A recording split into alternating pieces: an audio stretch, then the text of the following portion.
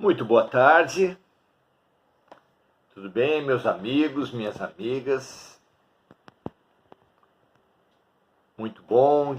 Último encontro da série Entre o Pequeno e o Grande Príncipe. Essa releitura de uma das pérolas da literatura universal contemporâneas, abrangendo literatura infantil, literatura adulta, literatura espiritual, relato de viagem. É um livro de difícil enquadramento, mas de grande proveito. Que as diferentes gerações, os diferentes níveis de compreensão têm aproveitado diferentemente, mas aproveitado muito. É o enigma da parábola. Não é à toa que, antes mesmo de Jesus, no orientalismo, há muito tempo se usava as parábolas como ferramentas de ensino. Não é à toa que o mestre das parábolas, Jesus Cristo, trouxe tantas lições através desse formato. O Pequeno Príncipe não é difícil descobrir, uma parábola fabulosa que traz grandes ensinamentos. Aqui, nesse processo, descobrimos que vai para além disso, ela sinaliza para uma receita de expansão espiritual. Um caminho, um passo a passo para a nossa libertação, para a nossa expansão. Estamos no capítulo 27 dessa trajetória, dessa jornada, que apontou como grande primeiro desafio da nossa evolução, da nossa expansão, sermos como criança. Jesus havia apontado isso. Somente aqueles que forem como crianças entrarão no reino dos céus.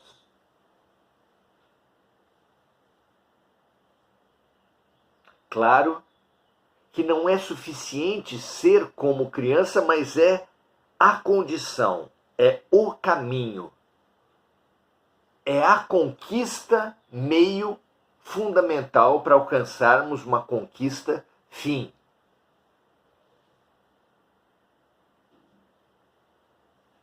Sócrates já tinha apontado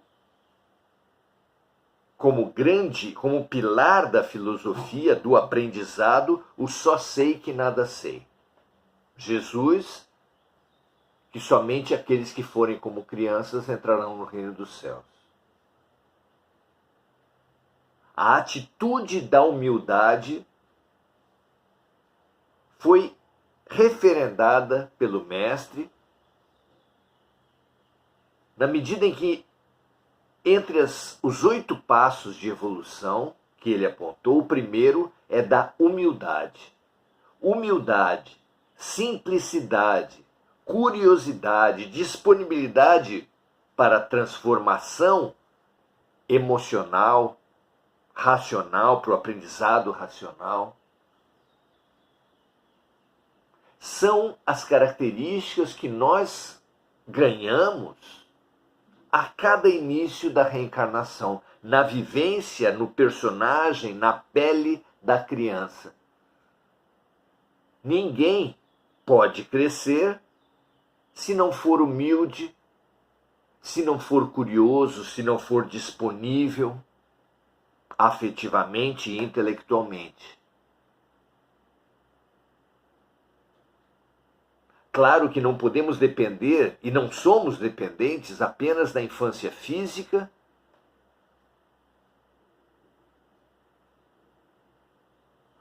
a disponibilidade típica da infância física se dá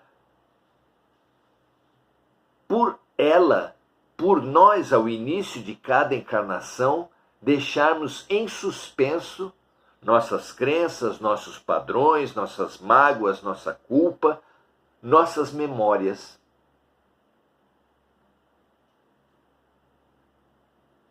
Inevitável a figura dos aparelhos celulares, computadores, tablets,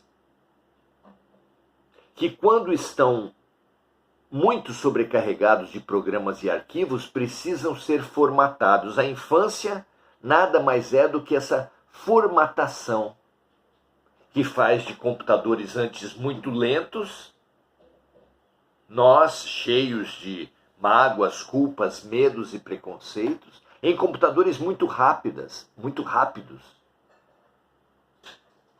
Após a formatação, que somos nós na infância, quando deixamos todo esse material, todo esse lixo mental em suspenso.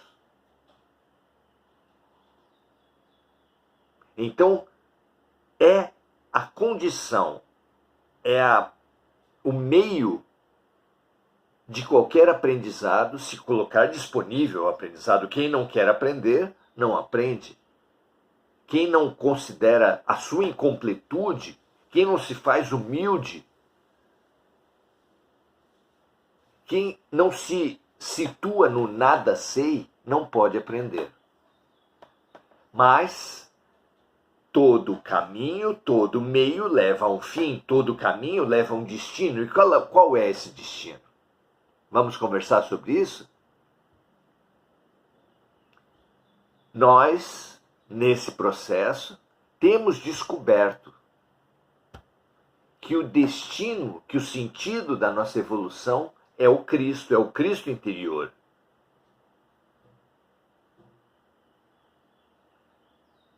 Exemplo máximo de uma vida voltada ao amor incondicional, ao amor inclusive pelos inimigos, pelos perseguidores. Jesus é nosso horizonte existencial. A criança é o caminho, o Cristo é o destino.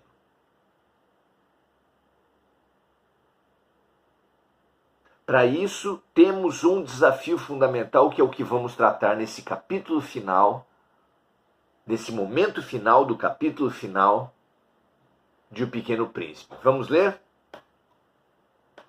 Capítulo 27. E agora já se passaram 6 anos. Conta Antoine de Saint-Exupéry, autor de O Pequeno Príncipe. Jamais contara essa história. Os companheiros que me encontraram quando voltou da sua viagem ao deserto, ficaram contentes de me ver são e salvo. Estavam já justamente preocupados com a demora de Antoine. Eu estava triste, mas lhes dizia: é o cansaço. Agora já me conformei um pouco, mas não completamente. Tenho certeza de que ele, o Pequeno Príncipe, voltou ao seu planeta, pois ao raiar do dia não encontrei o seu corpo. Não encontrar o corpo de alguém que atravessa um despertar, uma missão espiritual, é um sinal de vitória, é um sinal do seu reencontro com Deus. No ano 33 da nossa era, Maria Madalena foi até o túmulo e o encontrou vazio, não encontrou aquele corpo. Aqui, como acabamos de ver, Antoine, no dia seguinte à morte do Pequeno Príncipe, voltou ao local e já não encontrou seu corpo.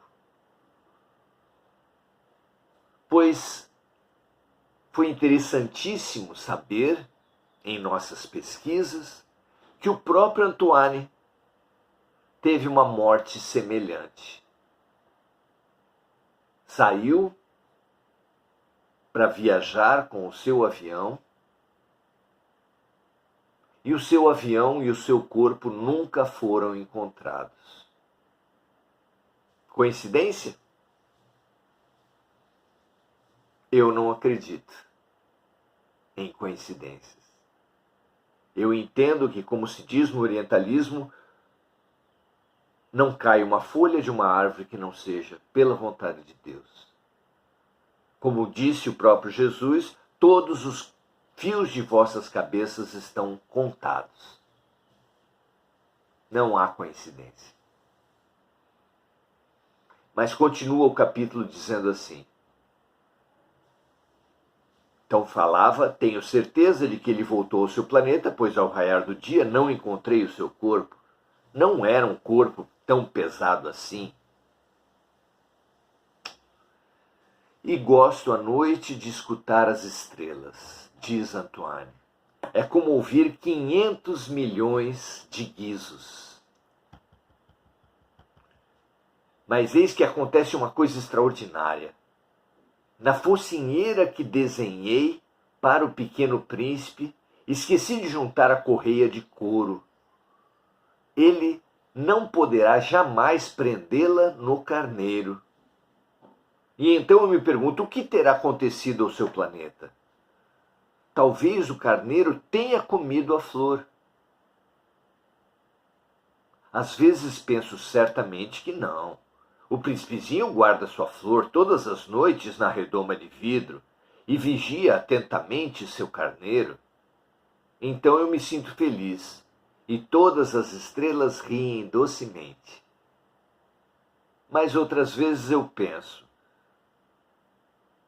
a gente se distrai e isso basta.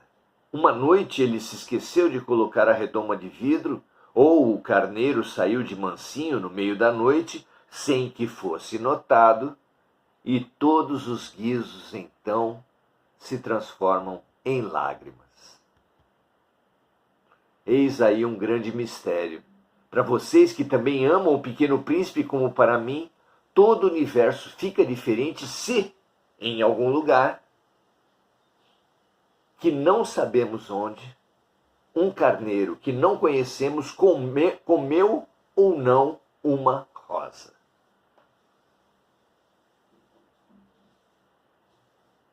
Olhem o céu. Perguntem a si mesmos, o carneiro terá comido ou não comido a flor?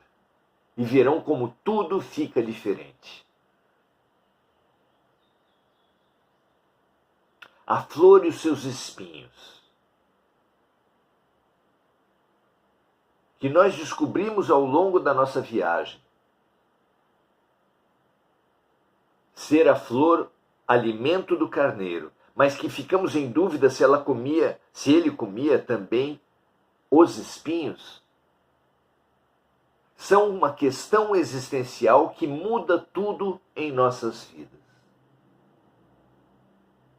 Nós que brigamos com a vida, que brigamos com os outros, que brigamos com os problemas, que fazemos orações para não termos problemas, pelo que ora um que está doente, pelo que ora um que está sem emprego, pelo que ora um que está com problemas de relacionamento, senão para o afastamento, para a supressão dos seus problemas.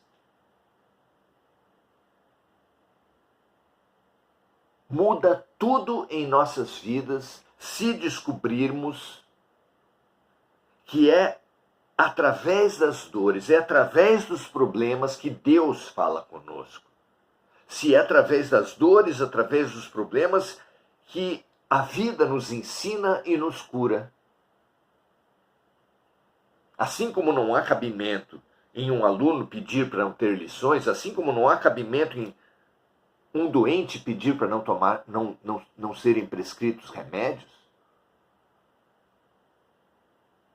quem descobre o valor pedagógico e terapêutico da dor e dos problemas nunca mais brigará com a vida, nunca mais brigará com as pessoas, com os adversários, com as adversidades, exatamente por perceber que nada nos é adverso.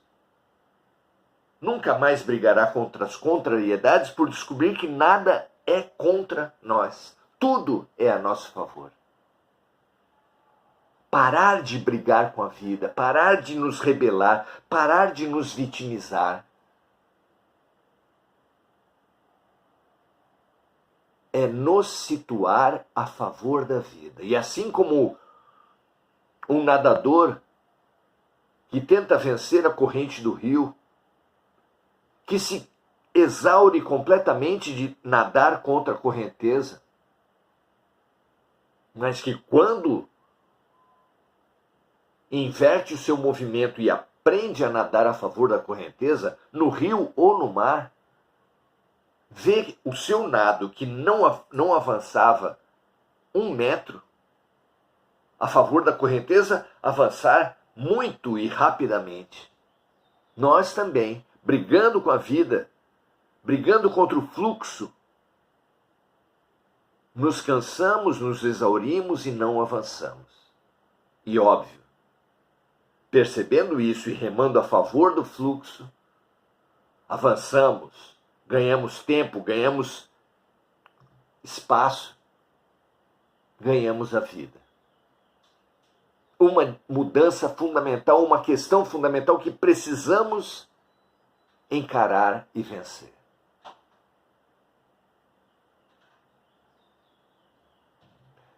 Os Espíritos nos revelam que a Terra está numa transição, mudando de um estágio de expiação e provas, marcado, portanto, pela dor,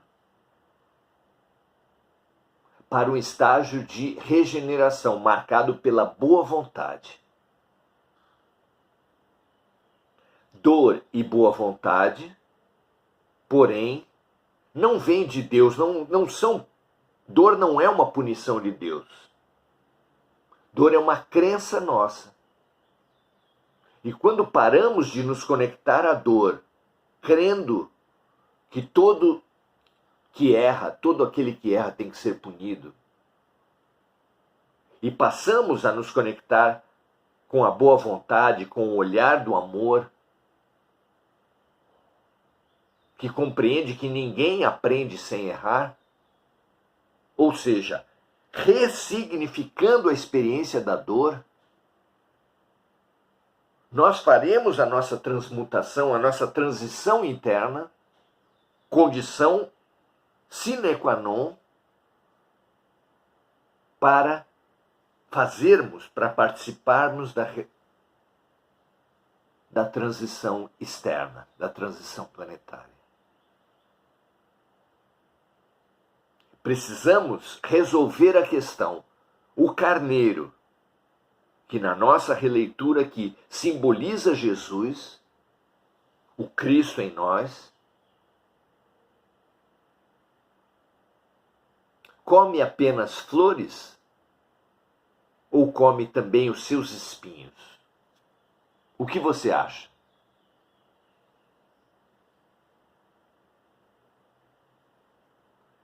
Diz Antoine, no final desse capítulo, que nenhuma pessoa grande jamais entenderá que isso tem importância. Se o carneiro, se o Cristo em nós, se nutre apenas das nossas luzes ou também das nossas sombras. Se o cordeiro come flores apenas ou também os espinhos. Quem compreenderá a importância dessa questão? Termina o livro Pequeno Príncipe com Antoine colocando um desenho do deserto, dizendo assim: esta é para mim a mais bela e a mais triste paisagem do mundo.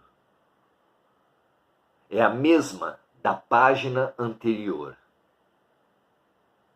mas desenhei-a de novo para mostrá-la bem. Foi aqui que o Pequeno Príncipe apareceu na terra e depois desapareceu.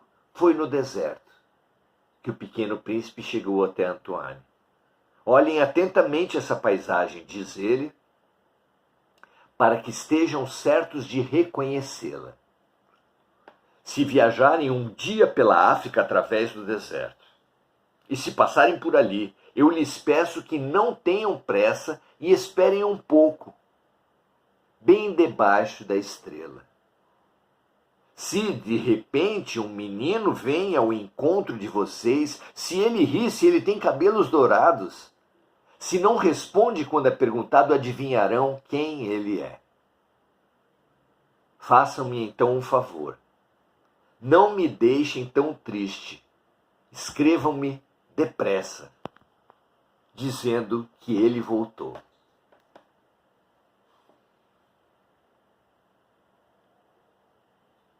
Os buscadores de Jesus querem saber também se ele voltou, se ele vai voltar. Aqueles que reencontrarem sua criança no deserto, aqueles que, na sua busca solitária, encontrarem a criança em si, se abrirem para a descoberta do Cristo interno, do Deus interior,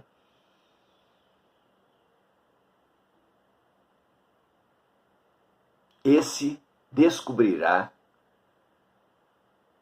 que ao mesmo tempo Jesus nunca não voltou, porque nunca saiu de perto de nós, nunca saiu de dentro de nós, e ao mesmo tempo, por ter descoberto o Cristo em si, esse buscador que encontrou descobrirá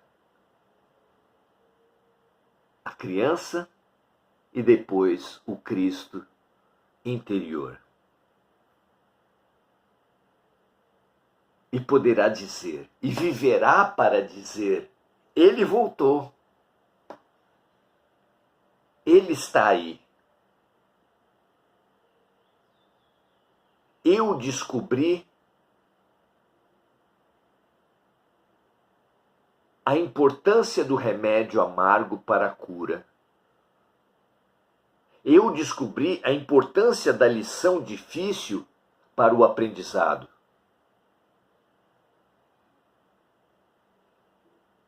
E essa descoberta estancou a hemorragia de vida que é a revolta. Estancou a hemorragia de vida que é a pena de si mesmo. E me fez, pela aceitação das dores, pela aceitação das dificuldades, pela aceitação das sombras em mim, me abrir para o aprendizado, para a cura e para a luz.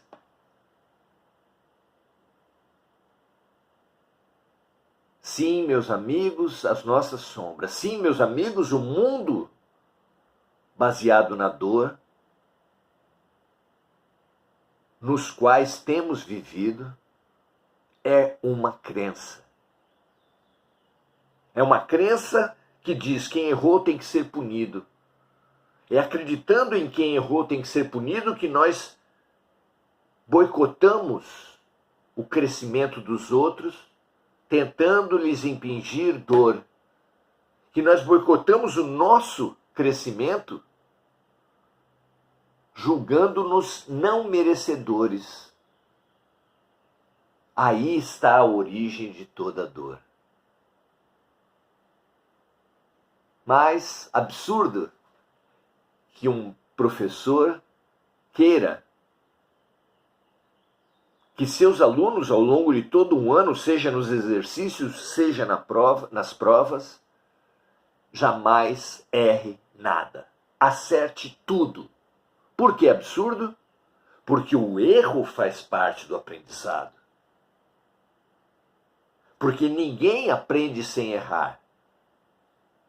E essa consciência do processo de aprendizagem da vida, da escola do mundo,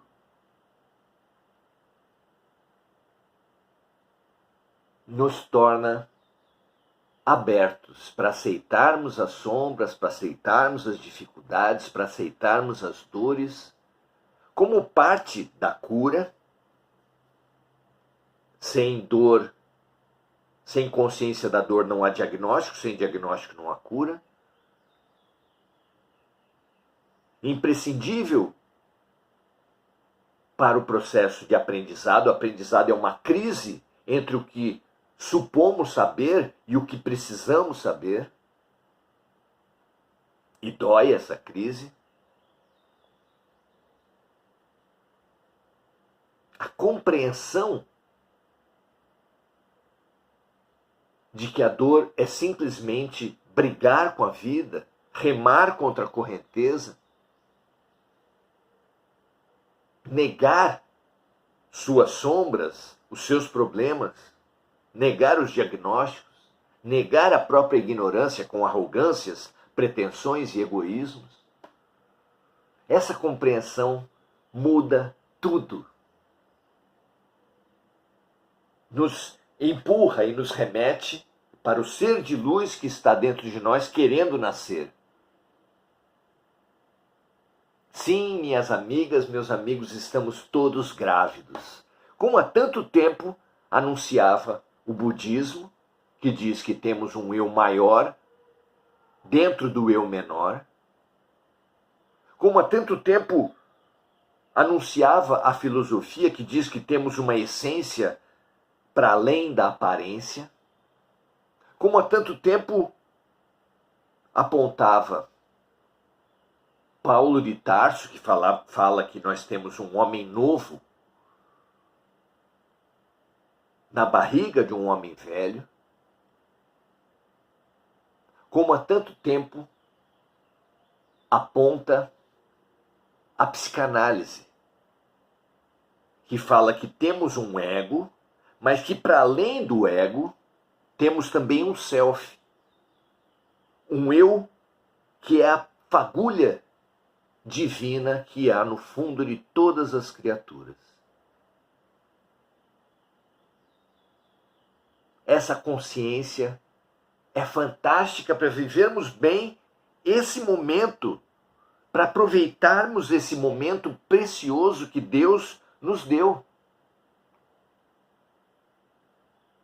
Quando a mulher grávida entende o papel das contrações,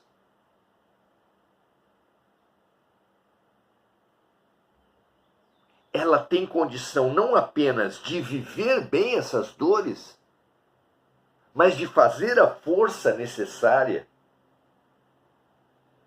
fazer consciente a força necessária que o seu corpo faz inconscientemente com as contrações e cooperar a vida com a parturiente como nós precisamos cooperar com os movimentos da vida e não brigar contra eles.